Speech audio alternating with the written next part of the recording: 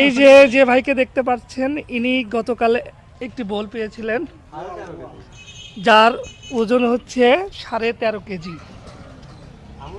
না মাছ তো এই জায়গার হয়, ঢল মারলে হয়, ঢল মারবি পানি হইবি মাছ সকলেই মারে। তারপরে এবছরে কিরকম কোথা কোথা থেকে লোক আসে মাছ মারতে? না আসে, সব জায়গার থেকে লোক আসে, রাজশাহী থেকে আসে, সব জায়গার থেকে লোক ওই আসে। চাঁদপুর থেকে আসে, গোদারপাড়া থেকে আসে, শিবগঞ্জ থেকে আসে, ওই নারুমালা থেকে আসে, শহর থেকে আসে। শহরের লোক বেশি আসে মাছ মারতে এবার। এখানে কি কি রকমের মাছ পাওয়া যায়? ওই কাতলা, রুই, ছোট মাছ বেশি, কই, শাটি, গসি এগুলা মাছ বেশি। আচ্ছা আচ্ছা। দুই একের মধ্যে এখানে কোনো বড় মাছটা পাওয়া গেছে কি?